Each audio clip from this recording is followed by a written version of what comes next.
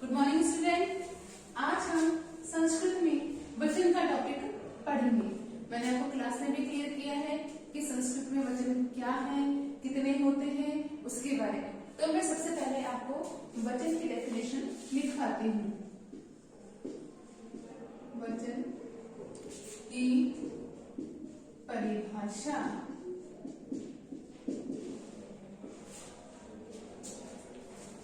शब्द के जिस रूप से शब्द के जिस रूप से शब्द के जिस रूप से उसके एक दो या उससे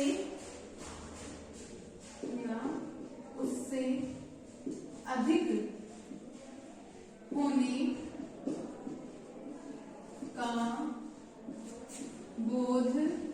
बोध हो उसे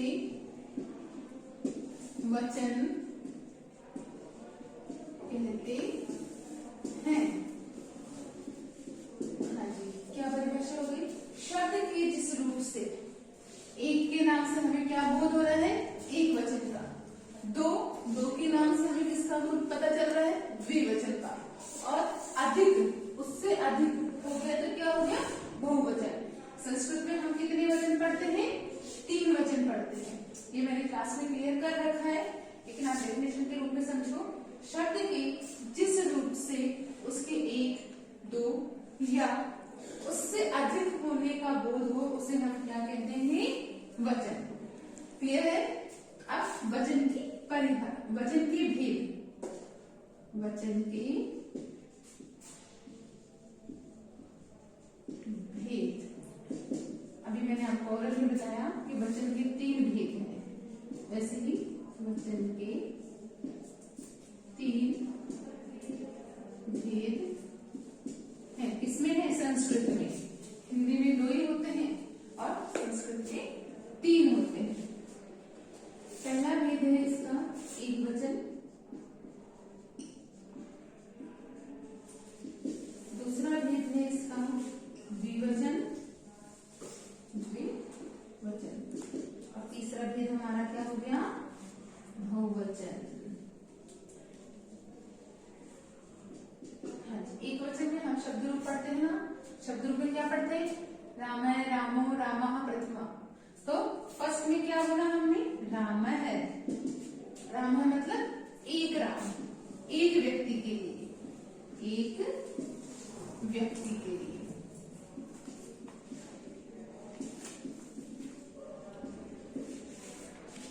फिर रामो, 2 व्यक्तियों के लिए, 2 व्यक्तियों के लिए। और रामः, बहुत से व्यक्तियों के लिए। क्या बहुत से राम? अगर इसके अकॉर्डिंग हम लिखते हैं तो एक राम, इसके अकॉर्डिंग चलते हैं तो 2 राम, और इसके अकॉर्डिंग चलते हैं तो बहुत से राम। तो बहुत से व्यक्तियों के लिए। ठीक है, समझ में आया आपको कि एक वचन में एक व्यक्ति का बोध कराया जाता है, द्विवचन में 2 का, और बहुवचन में बहुत से लोगों के बारे में बता दिया जाता है। तो हमारे वचन की परिभाषा हो गई। शब्द के जिस रूप से उसके 1 या 2 होने का बोध हो या उससे अधिक होने का बोध, उसे हम वचन कहते हैं। वचन के कितने भेद? 3 भेद। पहला भेद एक वचन, दूसरा द्विवचन और तीसरा बहुवचन। ठीक है, नेक्स्ट हम एक वचन की डेफिनेशन पढ़ते हैं। एक वचन, द्विवचन जो भी हमारे भेद हैं उनकी डेफिनेशन पढ़ के उनके उदाहरण के रूप में उनको समझेंगे।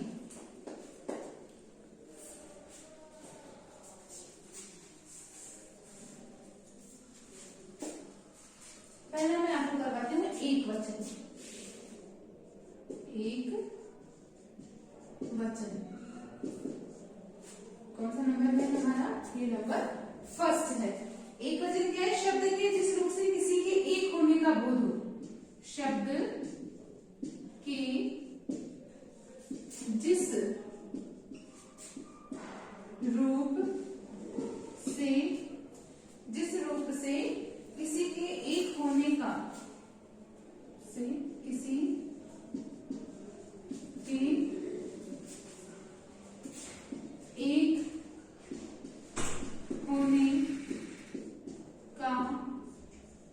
बोध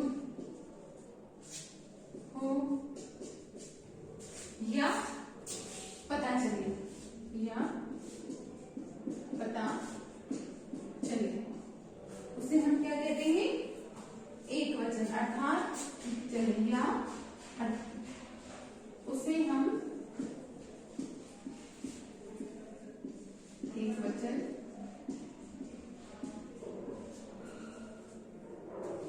कहते हैं। छोटे रूप में हम लिख सकते हैं अर्थात जहां एकत्व का अर्थ क्या है? एक का एकत्व का अर्थ क्या हो गया? एक का ही बोध हो, एकत्व का बोध हो, उसे एक वचन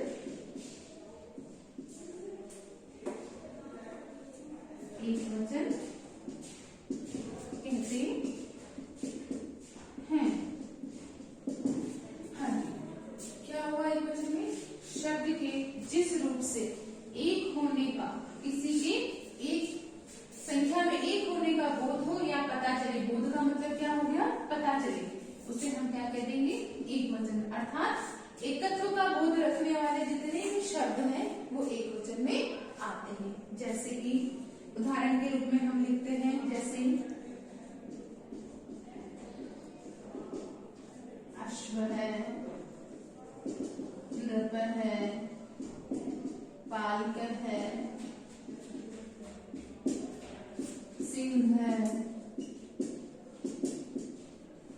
आदि। और इन्हीं शब्दों को अगर हम वाक्य में प्रयोग करके लिखते हैं उदाहरण के रूप में, जैसे कि एष है विद्यालय अस्ति, वाक्य में प्रयोग कैसे कर देंगे इसका?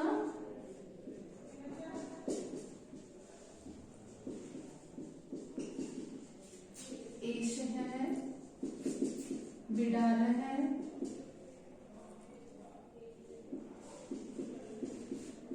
अस्ति। देखो बेटा, एष, एषा, एतत्, हम ये शब्द पढ़ते हैं ना। एष क्या हो गया? एक वचन का हो गया।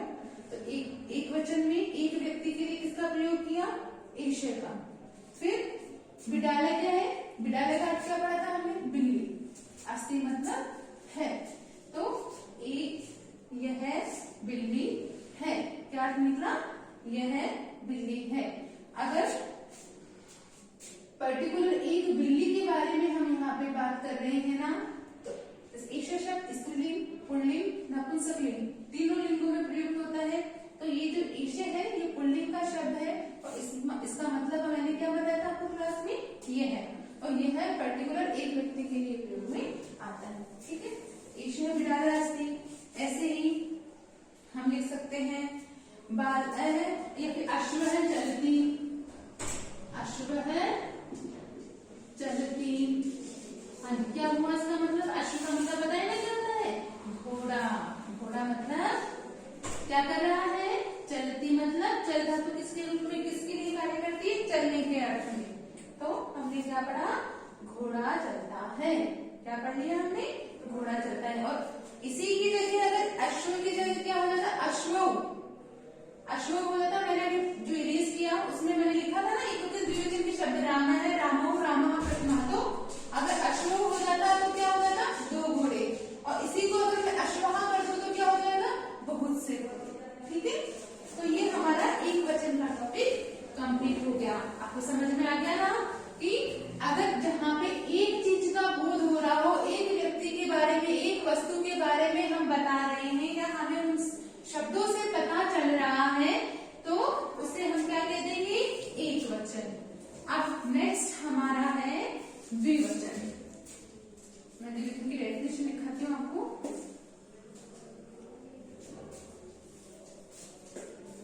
द्विवचन में मैंने क्या बताया था आपको? जहां पे दो लोगों के बारे में हमें पता चले, दो लोगों का बोध हो, वो किसमें आ जाएगा? द्विवचन में। तो मैं हेडिंग डालती हूँ द्विवचन की परिभाषा। द्विवचन क्या है? द्विवचन में शब्द के जिस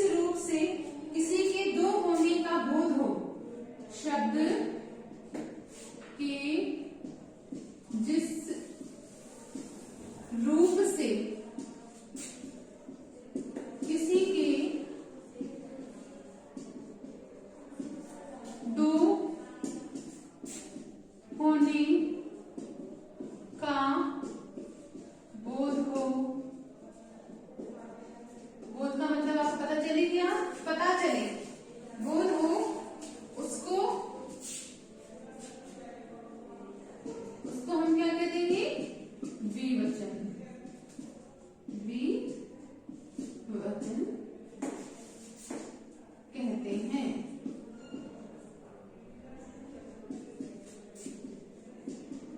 उसको द्विवचन कहते हैं। अर्थात जहां द्वित्व के भाव का द्वित्व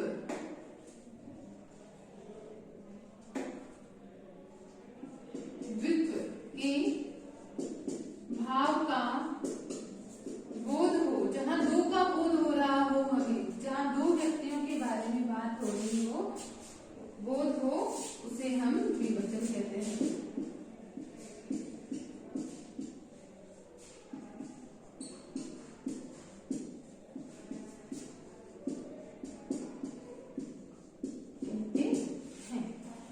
जैसे हमने पहले पढ़ा ना, राम है, रामो रामा, तो रामो जो शब्द था वो किसका उदाहरण दिया था मैंने? द्विवचन का। वैसे ही अब मैं आपको आगे लिखती हूँ, जैसे उदाहरण में लिख देती हूँ, रामो बालकौ।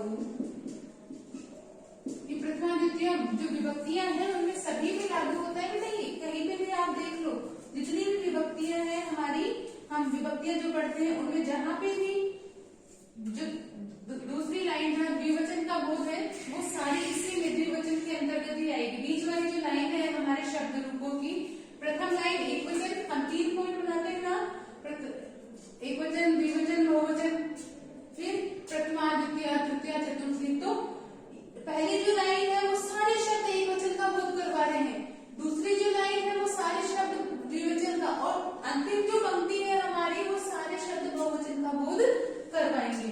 तो इसमें मैंने लिखा गजौ, आगे लिखती हूँ बालकों के, गजौ, अश्वौ आदि। ठीक है, ये सारे शब्द क्या हो गए? बहुवचन के। ठीक है जी। अब आगे है, इसमें मैं उदाहरण देती हूँ, जैसे एक सैनिकौ, एक और उदाहरण आपको देती हूँ, सैनिकौ वदते। देखो मैंने आपको क्लास में एक बार समझाया था कि अगर कर्ता एक वचन है तो क्रिया भी एक वचन की, कर्ता द्विवचन है तो क्रिया भी द्विवचन की, और कर्ता बहुवचन है तो क्रिया भी बहुवचन की हमें काम में लेनी है। तो यहाँ पे द्विवचन आते ही और कर्ता अगर द्विवचन का आ गया तो हमने क्रिया भी कौन सी लगा दी? द्विवचन की। ठीक है, तो दो सैनिक क्या कर रहे हैं? बोल रहे हैं। वद धातु किस अर्थ में प्रयोग में आती है? बातचीत करने के अर्थ में, बोलने के अर्थ में प्रयोग में आती है। तो यहाँ पे हमने क्या किया कि सैनिकों वदते, सैनिक बोल रहे हैं, और बालिके पठते, बालिके पठते, बालिके पठते, तो बालिके शब्द आते क्या हो गया? दो बालिकाएं क्या कर रही है? पठ धातु किस अर्थ में प्रयोग में लेंगी? पढ़ने के अर्थ में।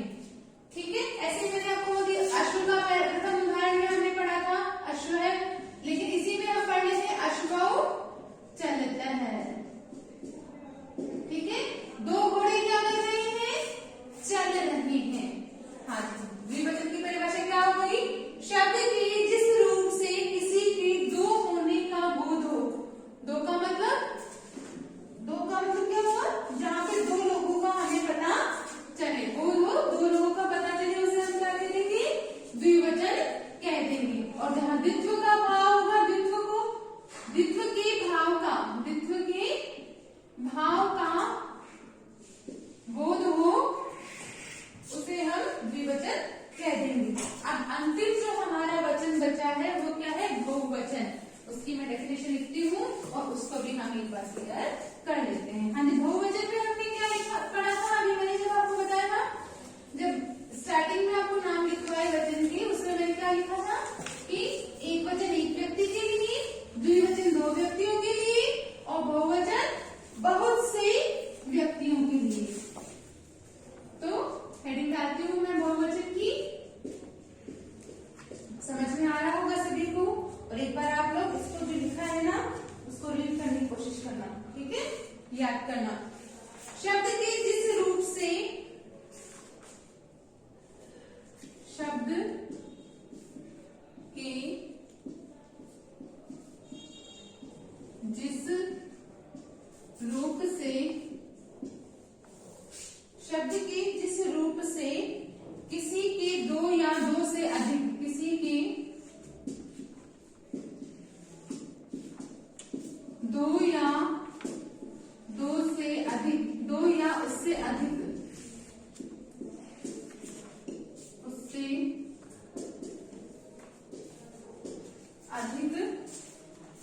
होने का बोध हो उसे क्या कह देंगे हम? बहुवचन कहते हैं।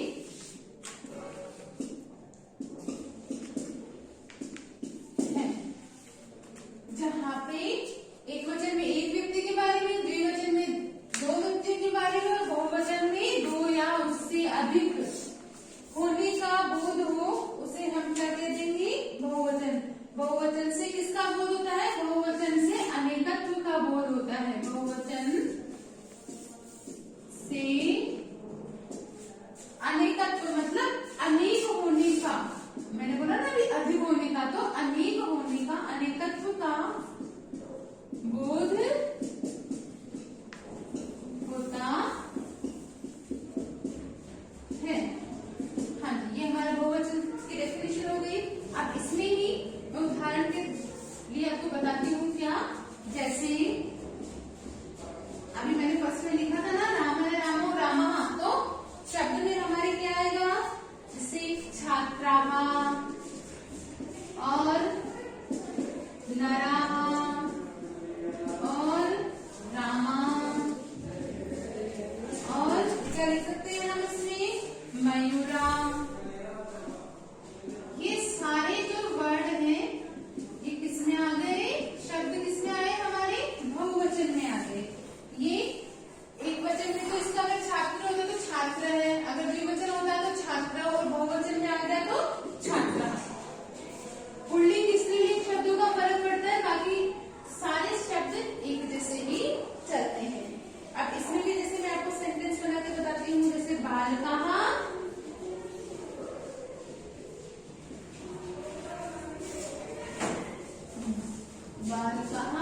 पठन्ति। वही चीज वापस से रिपीट हो रही है। देखो अपने क्या कि अगर कर्ता एक वचन, क्रिया एक वचन, कर्ता द्विवचन तो क्रिया भी द्विवचन, और कर्ता अब हम क्या पढ़ रहे हैं? किसका? बहुवचन का। तो बहुवचन के साथ क्रिया भी बहुवचन की। पहले हमने पढ़ा पठती, फिर उसके बाद पढ़ा पठत, फिर उसके बाद पढ़ा पठन्ति। तो देखो कर्ता बहुवचन का तो क्रिया भी बहुवचन की पठन्ति आ गई। तो अब इसका अर्थ हम जब निकालेंगे तो क्या निकलेगा? अर्थ बालकाः पठन्ति, बहुत से बालक पढ़ रहे हैं। एक ग्रुप का हमें आभास हो रहा है, एक जिसमें समूह का बोध हो रहा है, वो क्या हो जाएगा? बहुवचन। ऐसे एक उदाहरण मैं और दे देती हूँ आपको। जैसे बालिकाः हसन्ति। बालिकाः हसन्ति, कि बहुत से बालिकाएं क्या कर रही है? किसका काम कर रही है? हसन्ति मतलब क्या हुआ? हंसने का काम कर रही है। हाँ, तो आज हमारा टॉपिक था वचन। वचन के टॉपिक में मैंने आपको डेफिनेशन लिखवा दी, उनके भेद लिखवा दिए, उन भेदों की परिभाषा उदाहरण से समझा दी। आप इसको एक बार पढ़ना और समझने की कोशिश करना। Thank you.